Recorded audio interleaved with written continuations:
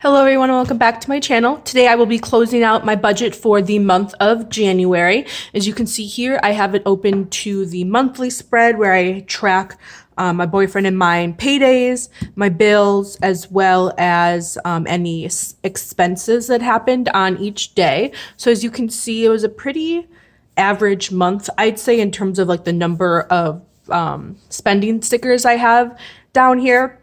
And then a quick note on the sidebar, if I ever go to a place that I purchase for an item from more than one category, so usually that would be Costco, Amazon, or even the grocery store sometimes, then I split up I put the total amount on the spread and I split up each category on the side so that it doesn't clog the rest of the day here. I don't have like 5 stickers or something just for one store.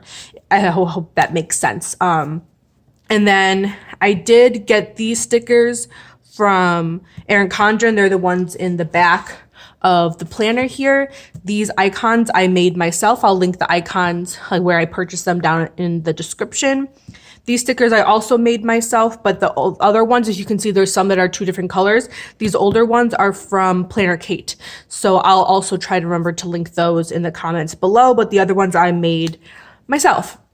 So let's go ahead and get into the month. So this is the first page. I still don't know exactly what I'm going to do on this page yet. Someone in one of my last videos suggested doing something about like a baby step tracker a little bit, since I'm currently on baby step 3, which is saving up for a 3-month emergency fund. So I think I'm going to do something along those lines. I kind of like that idea, but I just haven't figured out how I'm going to do it yet. And then the dashboard page here.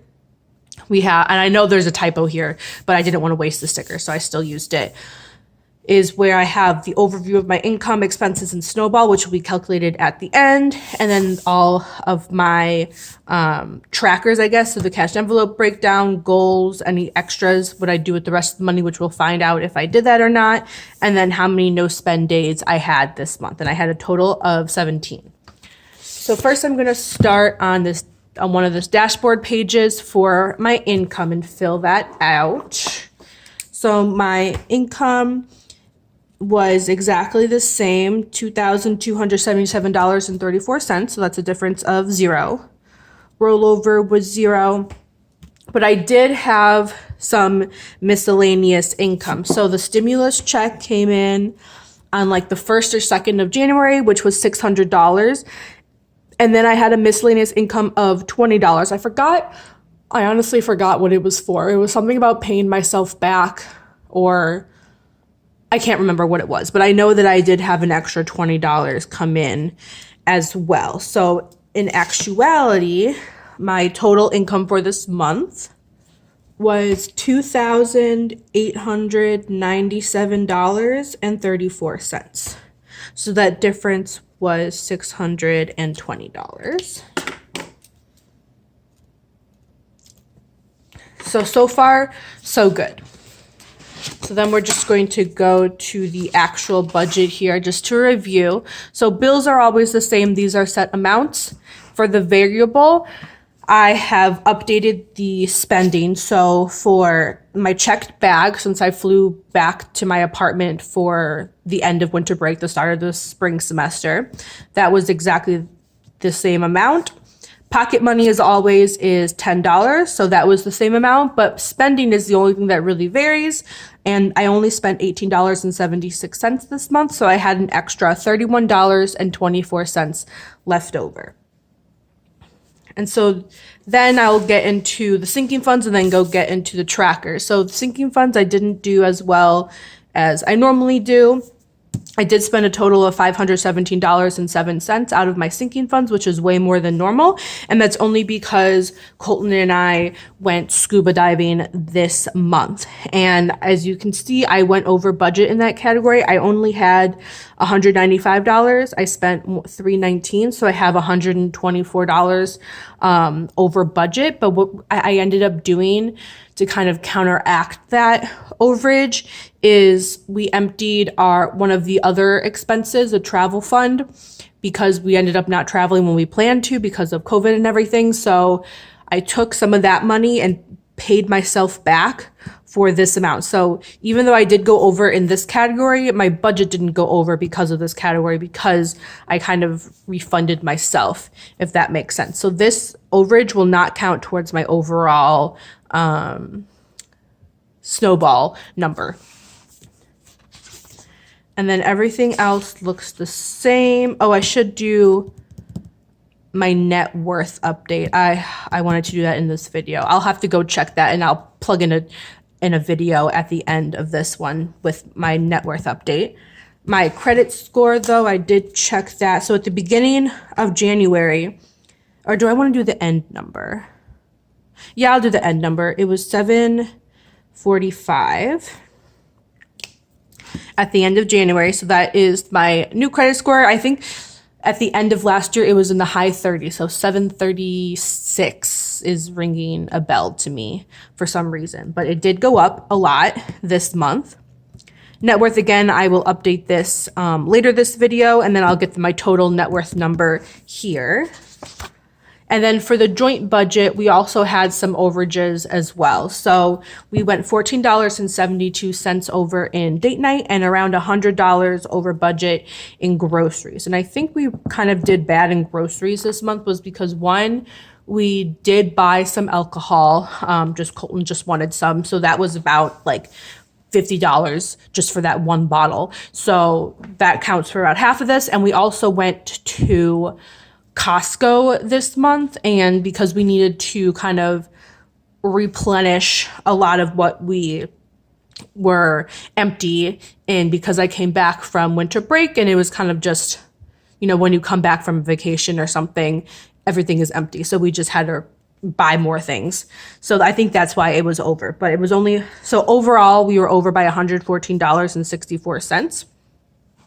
And then, like I mentioned before, we did empty our travel fund. So we used some of this money to pay Colton for something, and we used some of this to pay me for the scuba that I mentioned earlier. And then everything else we emptied and put into our moving sinking fund.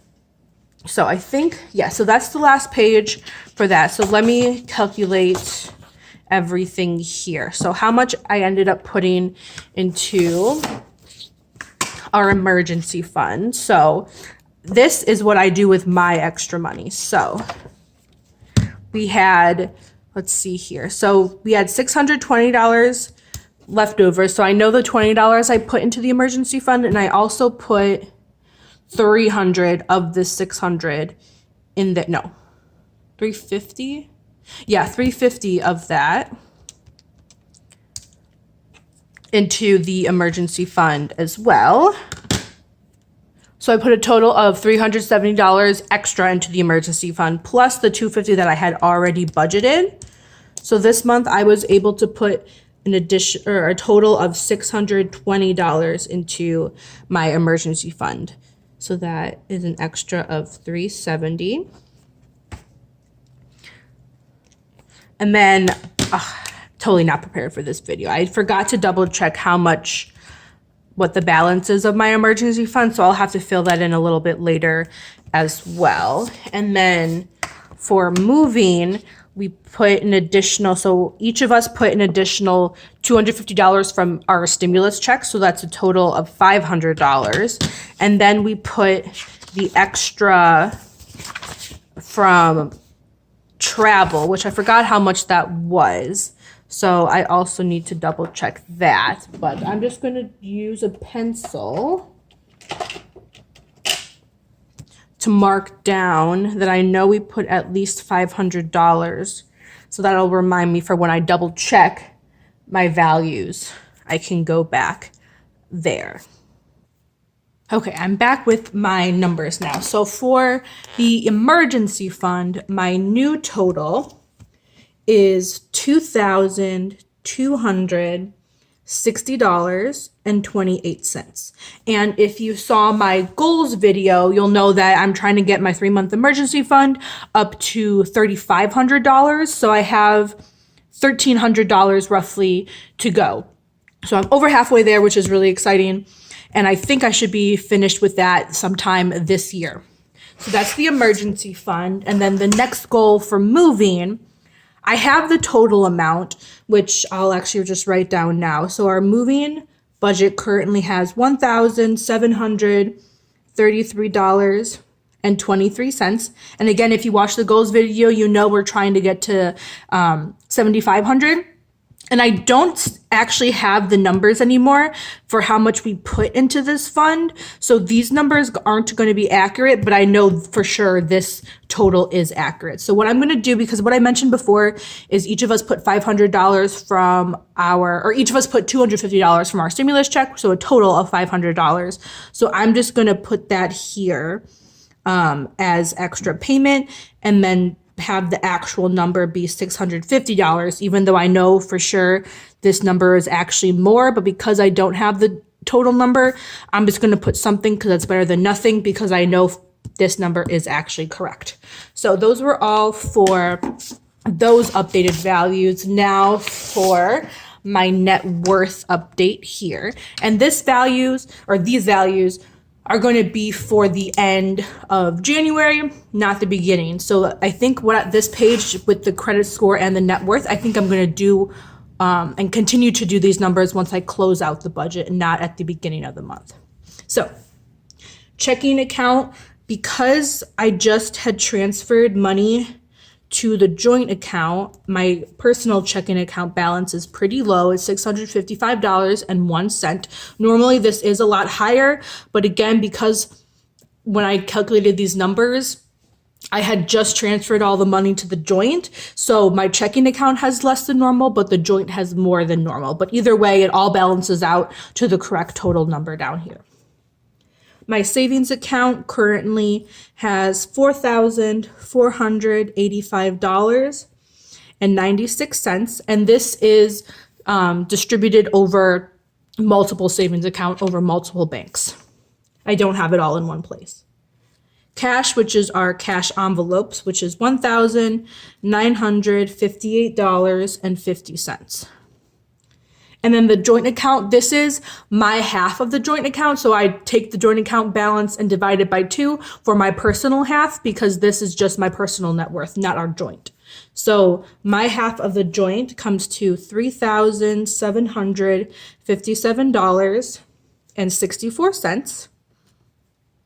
And then retirement, I have a Fidelity account that has $6,731.67 currently, which brings my net worth grand total to $17,588.80. And now that I'm looking at this, I have no idea what I wanted to do for this value. Actually, this will be my total. So I think because I currently don't have any liabilities right now, so normally I guess not normally I would, but I might in the future. So this will be my grand total, which is just the same as my assets. And I don't count like physical assets right now. One, because I don't really have any that are worth counting. I don't own a home. I don't own a car. I mean, I have a computer, but I don't really have any nice jewelry or anything else. So this number I'm just going to use for financial values and not like physical monetary values. So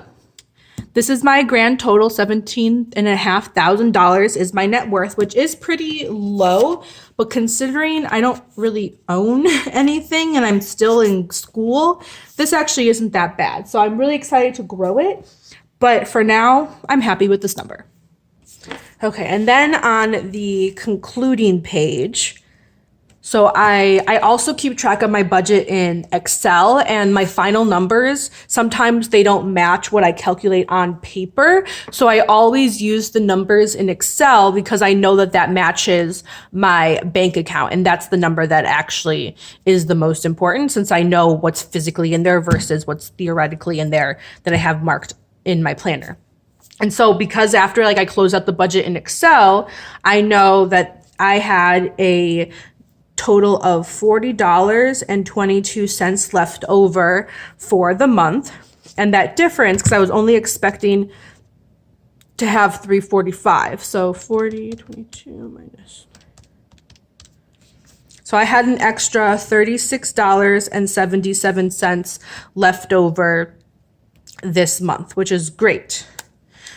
Because some of that ended up, actually I had a total of this, but the difference was that. So, because some of this money did have to go towards paying back the joint account because we went over budget. So that basically evened out with what I owed for my half. So this month, even though I did have extra, I did go over in some categories, but in the end, it basically zeroed out and everything is good to go for February. So let me know what goals you guys were able to accomplish this month down in the comments below. Don't forget to hit that like and subscribe button, and I'll see you next time. Thank you so much for watching, and I hope you have a good day.